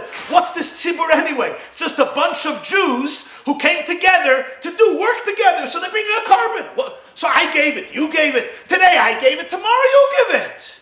The next day he'll give it. What's the big deal? The Chachamim debated this. It took him tmidah. It wasn't an issue who donates the carbon tamid. That was a manifestation of a much larger issue. Is there a magic? I can put it in this words. Is there a magic about Knesset Yisrael that transcends just a group of individuals coming together? That's what tzibur is. It's not shutfim. It's tzibur. It's a divine reality. In reality, Klal Yisrael is made up of 60 million people. And if you look at them individually, you know?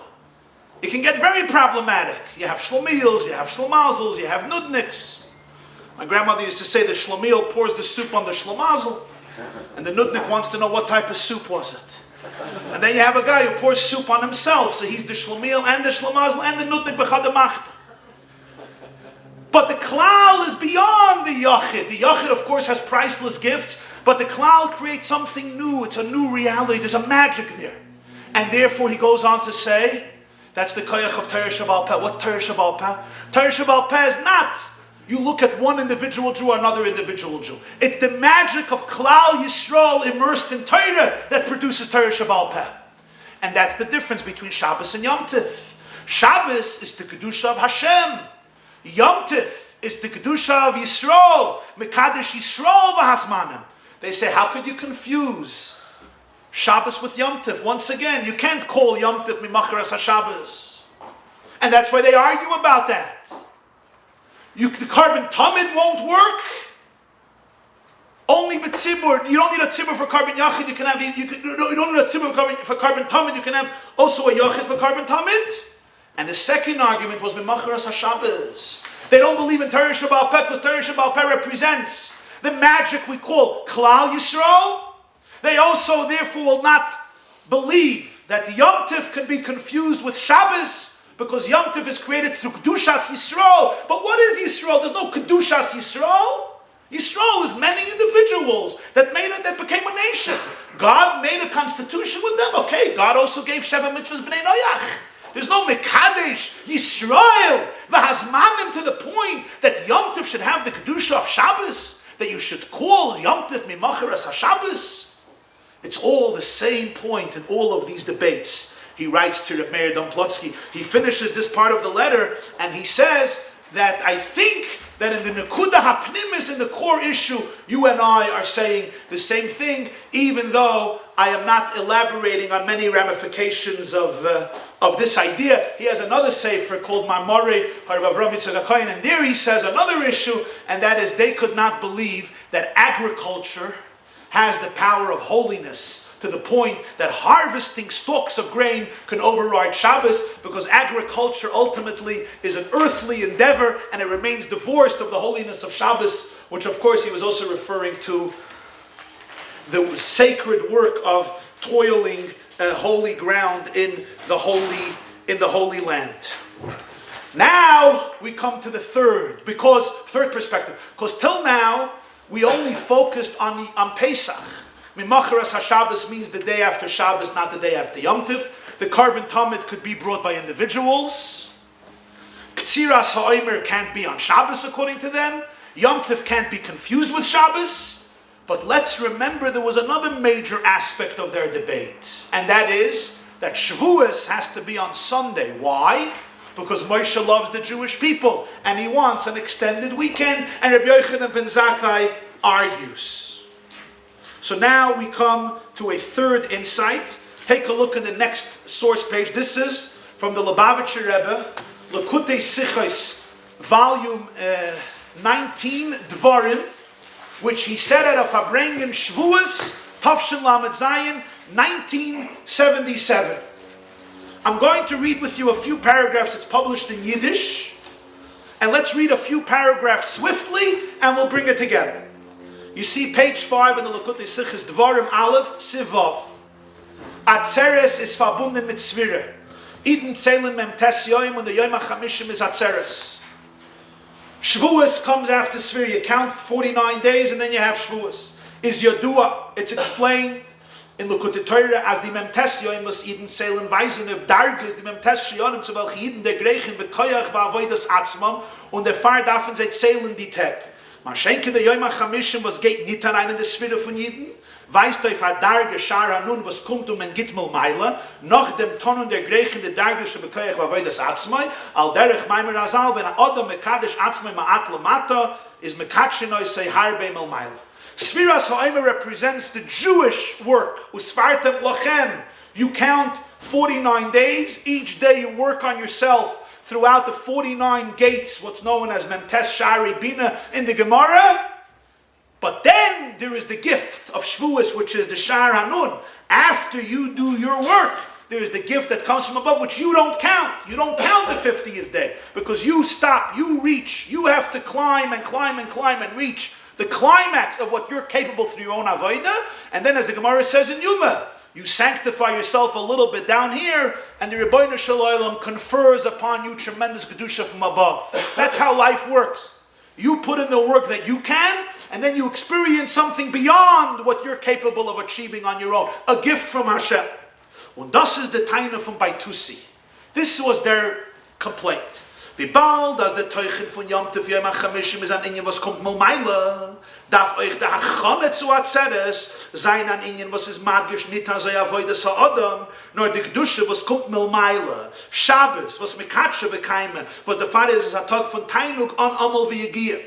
Die friedliche Darge sein in der Hachane und zu seiner Kli zu der Darge Yom HaChamishim, was mir geht mal Meile. Aber Atzeres Gufa ist Hecher von Avodas HaAdam. Und der Fall ist euch der Erde von Shavuos, der Tag des Miches Mamisch zu Atzeres, darf gar sagen, Mann, was ist am ein von dem Ilui Anal von Atzeres, Yom HaShabbos. Let's explain what he's saying.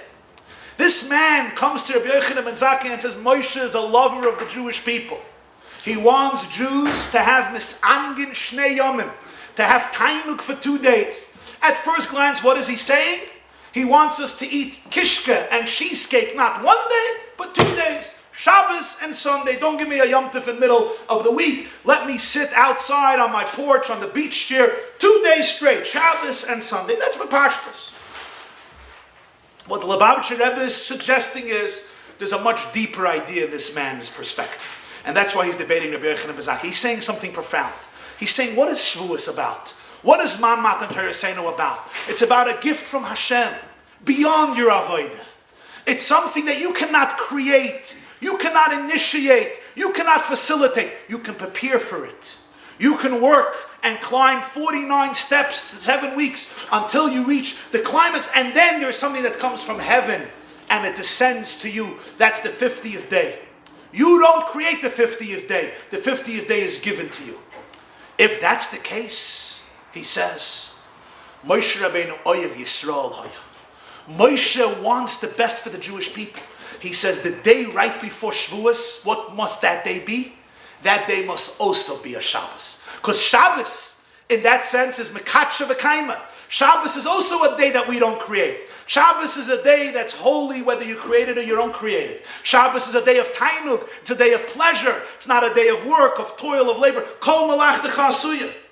So in other words, what are they saying? What they're saying is, the last day, Erev Shavuos, the day that brings in Shavuos, also has to be a day that underscores passivity, pleasure, delight, beyond avodah. You count 49 days, emes, but the last day before Shavuos, what's the ultimate achana for Shavuos?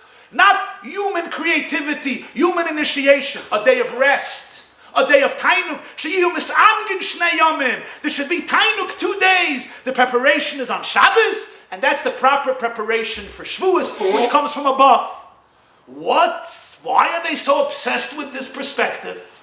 This stems from an underlying question, and that is, how intimate can the relationship between man and God really be? Can we ever really, through our work, through our identity, touch something real that's transcendent? And that's what he continues. Zayim. Chag HaShavuos is the Chzman Matan Torah Seinu.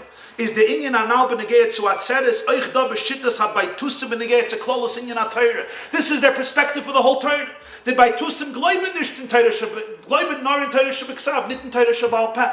The chiluk zwischen Torah shebeksav and Torah shebal peh is Torah shebeksav is HaKadosh Baruch Hu Omer und Moshe Kosev. Sie ist gegeben geworden in ganzen Milmeile und in dem ist nicht also eine Gehe da vonne was sage von dem was lernte.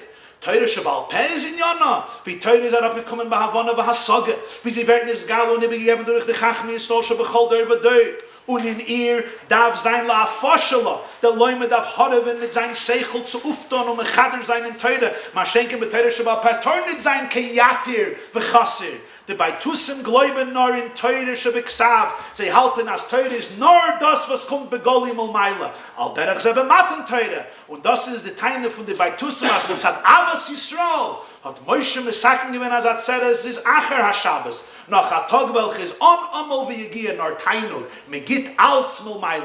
They embrace only Teure Shebeksav, because Teure Shebeksav is a gift from above. Your own creativity is irrelevant. Halachically, you don't even have to understand Torah Shebeksav. You're yotze the mitzvah of learning, just saying the words. That's how much your mind is not so relevant here.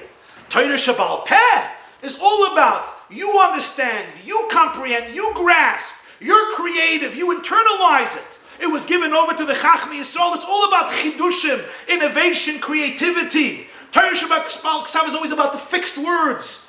Don't, nothing extra, nothing less. Torah Shabbal Peh is about adding and adding more and more. They say, what is Torah? Only that which we stand with passivity and we receive. The relationship is one way. You give and we take.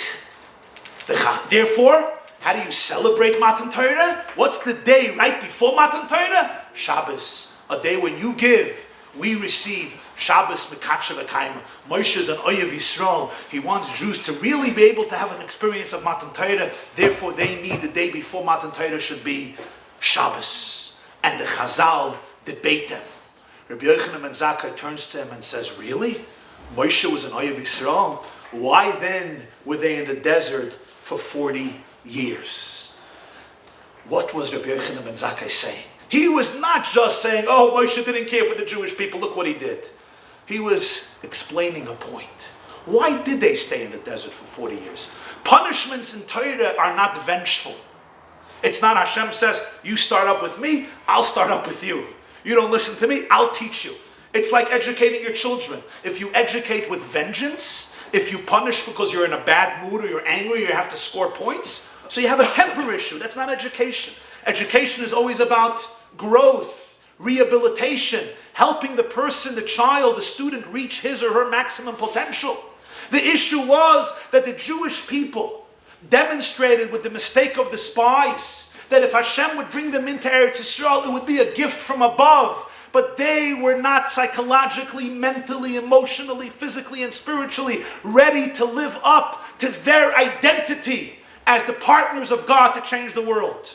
They were in a passive state. The Rambam in Morrow says they had a slave mentality, and therefore they were incapable of becoming a nation. And he says they were 40 years in the desert simply to toughen up as a people. So that's how the Rambam puts it in Morrow. But the concept is, according to all explanations, the point is, what does Avos Yisrael mean? I love you and therefore I give you everything? Or I love you and therefore I believe that you can create your destiny? Which is a deeper love? At the surface, the former love is much more enticing. I love you and I give you everything. But it's also paralyzing. I love you, but I don't believe you. I don't believe in you. I love you, but I don't trust you. I love you, but I don't empower you. I love you, so I give and give and give and give, because ultimately, I don't believe in you. I believe only in me. And you have to remain a recipient of me. He says, Moshe was an Eye of Yisrael. The preparation for Matan Torah is Shabbos. Rabbi Yochanan ben Zakkai says, that's not Moshe's Avos Yisrael. Moshe's Avos Yisrael was he believed in the people.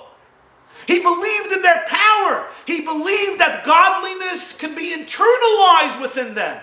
He believed that they are capable of becoming true partners of Hashem. That's what Torah Shebaal Peh represents.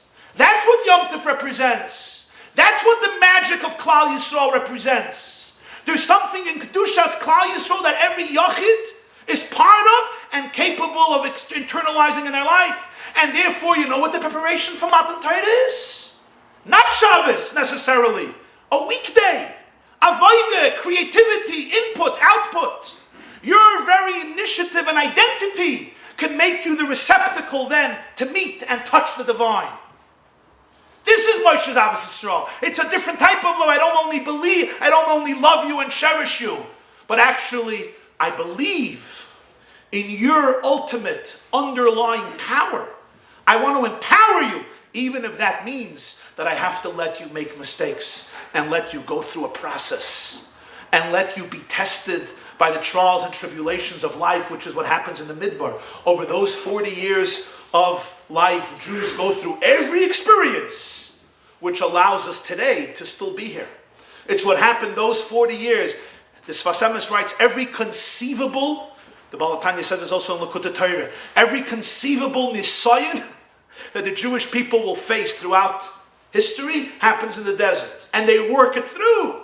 And some people get lost in the process, but it becomes theirs. Now when they're going into Eretz Yisrael, va'atem hatveikim b'Hashem Elokeichem chayim kulchem hayoim, it's atem hatveikim. That's Moshe Rabbeinu's argument to them. That's why Moshe has them 40 years in the desert. This is what Rabbi Yochanan ben Zakkai tells this person. And that's why it's called Mimacharas HaShabbos. Yom Tov is also Shabbos. And harvesting of the Omer is also on Shabbos. And Shavuos can follow a weekday. And that's what he finishes here. He says in Ches, the emes is aber das euch Torah Shebaal Peh is gegeben geworden bis Sinai. Euch das was Nivroim seine Masig mit Zeir Seichel in Torah is as Torah's Hashem. Even that which the person comprehends with his mind is also divine. Nor das is wie Torah is herabgekommen bis Slapshus Lamata bis as a Nivra soll es können verstehen. It's the way Torah enclosed itself that the human can grasp it. Und in dem führt sich aus dem Mechuven von Matan Torah. Also soll sein der Chibur Elyon v'tachten. Wenn ein Mensch horre wird aus mit sein Seichel as Svare in Torah, ist Torah's Hawaii wird nikras al Shmoi, Torah Soi. Das wird sein in an Ingen. Es ist Taka nita so viel wie Teskaben shal Chaveroi.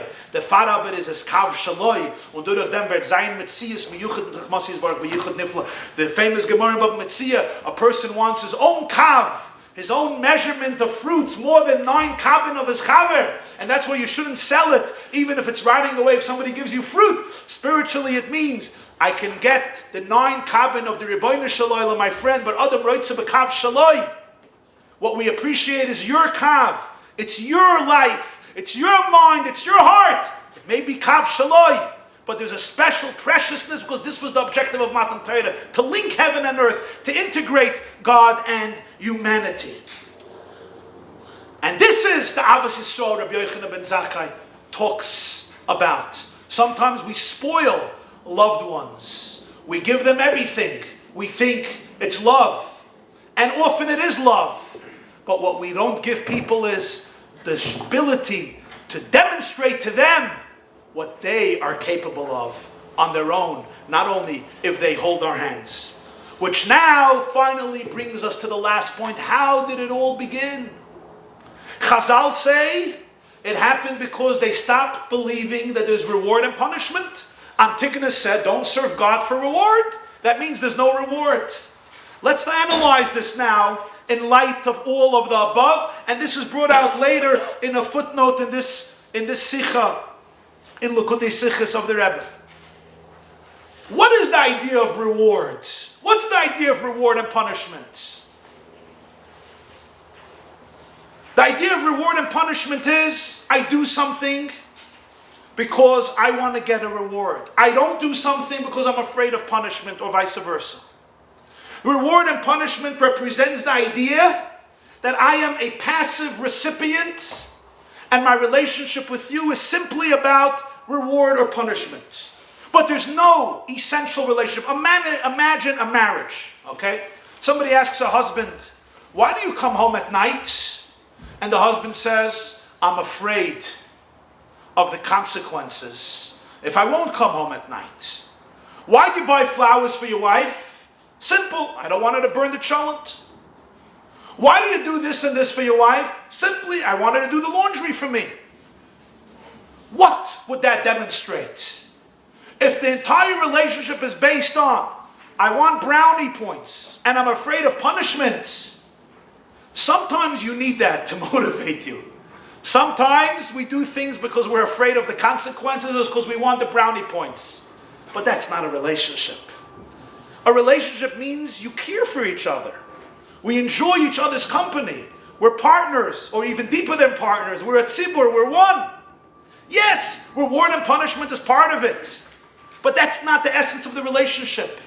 What is Yiddishkeit? How do we understand Yiddishkeit? Is Yiddishkeit about a relationship, or it's ultimately about contracts and reward and punishments? For the Tzedukim, who couldn't comprehend that the vision of Yiddishkeit is the Kedushas Ha'umah, the power of the human being to transform himself or herself and become a cheftza of Kedusha. And therefore they can't understand Torah Shabbal Peh, and therefore they can't understand Yom Tov, and therefore they can't understand Sibur, and therefore they can't understand the preparations for Shavuos. So what is Judaism ultimately? God is there, I am here, I gotta do it because He's the boss, I want schar in this world or next world.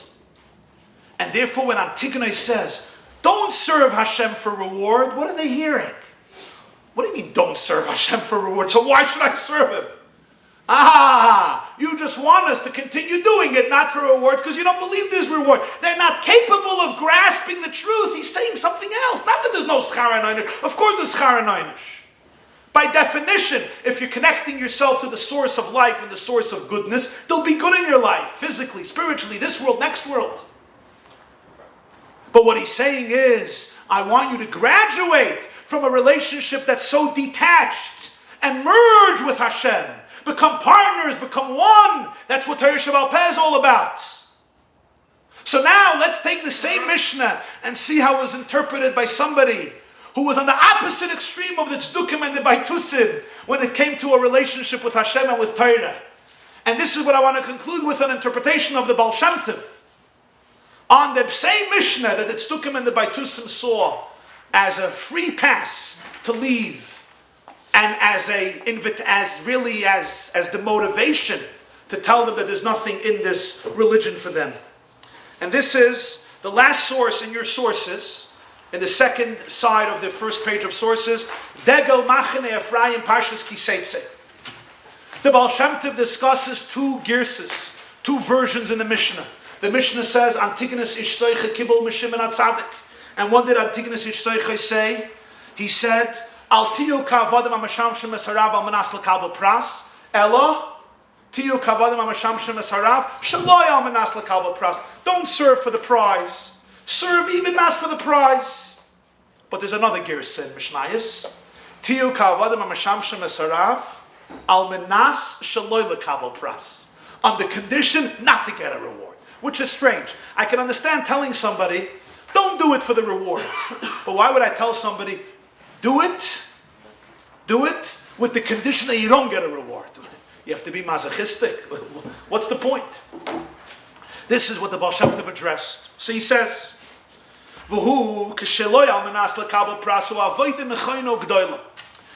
to serve Hashem not for the sake of reward is a gewaldige avodah. Dahainu, you daven for something, don't only think about yourself, also think that this is Hashem's need. There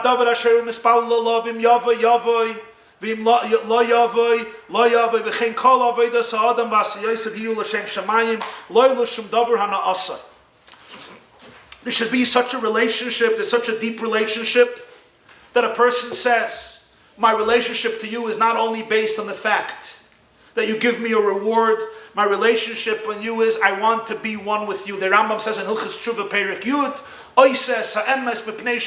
I do the truth because it's truth. I want to be one with you. I want to be connected with you. It's not, there's no condition here. Points. If you do this, I do this for you. If you don't do this, I don't do this for you. You represent everything to me. I want to be one with you. But there's something even deeper. Let me give a metaphor. Somebody's heart is burning to speak to the king. The king made a decree. Anybody who asks any request, he will fulfill his request. His request shall be fulfilled. This person always wants to be in a conversation with the king. They bring him into the king, and the king says, what would you like? Here's the problem. The king gave forth an edict. What's the decree? Whoever asks for something, his request gets fulfilled. Misyari, you know what he's afraid? Pen yitin loy hamelech. Maybe the king will grant him his wish. And his void will be fulfilled. And then they won't bring him in again to the king to speak to him. The relationship will be over. Why? Because the king said whoever asks for anything gets it. He'll come in, he'll get his turn, he'll ask for it. The king says, here, geh gesund to hate, and the relationship is over. So therefore he shouldn't fulfill his request. So he should be able to come back again and again and again. This is what it says in Tehillim. The prayer of a poor man. Before God, he pours out his words. So the question is, a wealthy man doesn't pour out his words before God. So he says, no, the wealthy man, his prayer is, I want this, I want this, I want that. The ani, his prayer is, Lefnei Hashem yishpech sicha. His prayer is, I want to speak to you. That's what I want. Whatever it takes to be with you, that's what I want. Pirush, kol atfilah shel ani, hu shel Lefnei Hashem yishpech sicha. V'zeu al menas shaloi lekabel pras. That's what it means. Now, of course, Chas v'Shalom, the Baal Shem Tov is not suggesting that a Jew shouldn't get all the pras in the world, and that a person shouldn't receive everything he needs and everything is what he wants, and all of his prayers and requests should be fulfilled. The Baal Shem Tov was one of the greatest advocates of the Jewish people, even from Aleches Eichel Nefesh. What the Baal Shem Tov was explaining was Antignois's advice to the people, and that is, one level is, don't define Yiddishkeit in terms, I don't want to go to Gehenna, I want to go to Gan Eden, and therefore I put on tefillin, I keep Shabbos, I eat kosher, I learn Torah, I daven Shachas Mincha Meir, I don't violate Shabbos, I do Sefirah Omer, because the brownie cake and the chocolate mousse that awaits me in paradise after I die is worth eternity of pleasure rather than being sent to purgatory. The Antigonus says, don't be that Eved. Evolve. Go beyond that. Develop a relationship where the two actually become united, the two become one. Internalize Hashem's will. Appreciate the truth of godliness. Appreciate the truth of Torah and mitzvahs. Let it become your thing. Go beyond schar and einish. But then Antigonus says even deeper. Al tiyu kavadim ha-meshamshim al-sarav al-manas l'kabel pras al tiyu kavadim ha-meshamshim al-manas shaloi l'kabel pras. What's that? that always in life, your deepest request should be, I want you, and I want the relationship with you, and I want to be one with you. And if that means you're just going to give me what I want and dismiss me, Almanas shaloi lekabel pras. Whatever it takes that I should be able to be one with you, even if it's Almanas shaloi lekabel pras. Of course, give him the pras and let him come back to the king. But the point here that the Baal Shem Tov is saying is, Almanas, not only shaloi almanas lekabel pras, but almanas shaloi lekabel pras, that his deepest condition is that if something is going to happen and as a result of that, I can't talk to you because I'm going to get distracted by the prize and that's going to overwhelm our relationship because our relationship is about what I need from you rather than you. So then it's compromising the most important thing. It's like imagine we're very close, but our relationship is ultimately what I need and I get from you, and once I get it, there's no relationship. I don't want that should come in between us. The Tzedukim and the Boethusians could not hear this in the Mishnah because the whole concept of an intimate relationship didn't apply to them, and therefore the Tzedukim and the Boethusians took this as a sign. There's no consequences, there's no reward, there's no punishment. And as the Rambam says, they left Klal Yisrael because they couldn't believe in Macharas HaShabbos means a day after Pesach. It had to mean a day after Shabbos. Have a wonderful week. Oh, That's why they don't believe in transformation. That's why there's no Tchias HaMesim, the holiness of the body. The body dies, it rots. Tchias HaMesim is based on the idea. But that was the ultimate trust. Of course. They didn't accept it. They didn't accept that. And the concept of Tchias HaMesim they couldn't accept. That the body has an eternity to it. They took barley Why did from its throne. this happen in the second base? They cannot. First of all, as things work, Hashem was closer, Shekhinah was closer. That's a great question because in Bayis Sheni, Torah Shabbal Peh was not that developed. Most of Torah Shabbal Peh was developed in Bayis Sheni, not in Bayis Rishon. Because in Bayis Rishon had prophets. It was the era of prophecy. What is a prophet? A prophet is a message from heaven. Bayis Sheni was the era of Jewish creativity. That was the era when God was much more concealed. There was no prophecy in Bayis Sheni. Esther was the end of prophecy, the Morrow says. Esther Soisman on Nevuah. So, right, the 5 things were missing. So Bayis Sheni was the era of Avodas Hamata. It was mostly the initiation of the people below rather than the revelation from above. And this is with its Tzedukim detached. Because that was unique about Bayis Sheni. The Viyam was more like Torah Shabbat. There was now the need for the people to develop themselves. Bayis Sheni, the people had to develop the relationship. Beautiful, I love it. Didn't they have Vasco to guide them? You couldn't compare. Bayis Rishon was filled with Nevi'im. Bayis Sheni there was no Nevuah anymore. That's why Torah Shabbal Peh There were came. thousands of Nevi'im during Bayis Sheni, right? Yeah. Basically. Bayis Rishon. But the Gemara says Esther Soif Zman HaNevuah, and that's the beginning of Bayis Sheni. Right. So out of all the thousands, they were the one who conveyed Torah Shabbal Peh. So they were the one who started. So they were the one who started there, gave over to their Talmid, and afterwards, wasn't most of the prophecies. Most prophecies were only for the time. For exactly then. 99% of the prophecies. Only 48. The Gemara says only 48 prophets were prophets were transcribed. Right.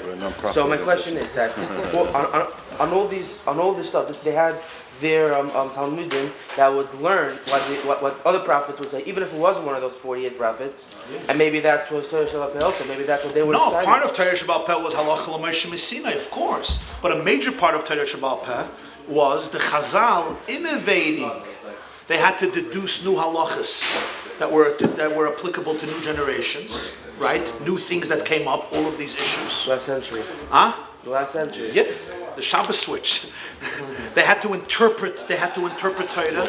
There were gzeiras, there were takanas, there were minhagas, and so on and so forth. So Bayis Sheni basically became a non-profit organization. Bayis Rishon was a for-profit organization. We became a 501c3 in Bayis Sheni, and over there's a lot of problems. Yeah. The people. Teufels gewesen. I wrote only one word. Very good. And what's the? Where did it take the Omer? Where did it take the barley? I think that's It's a straw. It's a straw. Who planted the that? point was that the people had to substitute they're always knowing. was already- People always knew what was the truth. Because there's the Meir. Now that they weren't there. Now they had to decide Bezdin was in charge. Bezdin had and to decide from the written word exactly what the it was. first year, what it was. They came into Israel. Tia, pleasure having you. So they came into Yeah, Israel. yeah, of course. They first year. I thought you meant later. No, From the Knanim, yeah. From the Knanim. One quick one. Some Chibin of offer Teichel Kol Yemei Chayecha. It's the best You want to have a relationship with me. The Pshischa, yeah. The Nachash, the Nachash. What was the curse of the Nachash to eat earth? Go ahead. The Machaya. You never have to call him. You never have to speak to me. Let's take him away. Some Chibin of Pshischa, I think so. Which this was again for all about the royalty. Vision. So what was their head going all about? I think all about. First of all, There he goes. There he goes. royalty wasn't the only picture. They say that the He didn't wear any souls. yeah, he has golden shoes without soles. So it was only But to show still, for the world that Judaism is nice. why show for the world? Why do you have to show for the world? That was plus Tzedukim. Not really. Anyway, be with you. No, There's no chash that if I get the prize. the absence of Judaism. He made Judaism attractive, meaning in the way. No. For the Jew to feel simcha in Judaism, not for the world to see that hey, Judaism is all That's right. Even if all the people die, it's still the concept of Tzibur. Ain't Sibur Meis, Perdius. They were all scared. They were all scared. So he came and he wanted to show that Judaism is real and there's certain prophecy that is real. Not everything is false. Gave Matanta Yeshu Briskin Chazai, and he writes a Lehem Lefroidia. So he has a simple literature kasha. He says, this is not called a matana, it's called a microphone. If I give it to you, then once you have it, it's called a matana. He says, well, how could I to say matana tovi yeshli v'estim hasai? Yoim tovi yeshli v'estim hasai.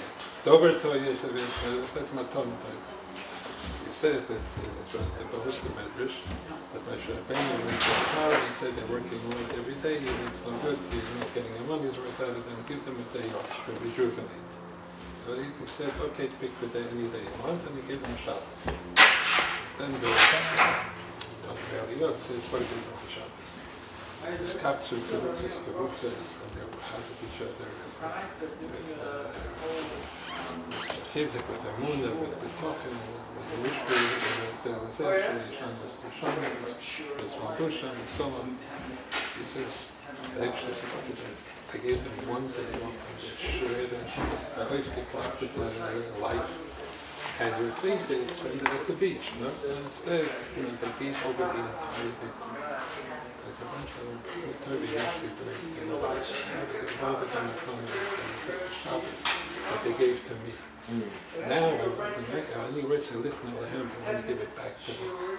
It's like for the Russians and before this was raising, I'm not sure that that's Hashem. Says, I want to teach them that you can take the Shabbos. They gave me a Shabbos pure roughness. I want to teach them that you can take Gashmias and turn it into roughness. That the cholent and that the sleeping and that everything that they do of gufnias that they will do on Shabbos, that's also going to become to the level of gufnias. So the Shabbos became the symbol not just of Ruchnias being Ruchnias, but that Gashmias can also be turned into Ruchnias, and so Meir, what we're saying here is that that's why it could be called a Machas Shabbos, because the Shabbos is also, in other words, even the Shabbos itself has the Gashmias, in other words, what you yourself are putting into it, what you yourself are developing by turning your Gashmias into Ruchnias. That's also Shabbos. This is the Emayim Chaim says, it's Chaim Shenovitz, it's a Durish Shabbos. And maybe that's why. Matana, their Matana. So maybe that's why the Gemara had a happening in the beginning to say the Kaddish Yisrael Shabbos. Very good. Yeah.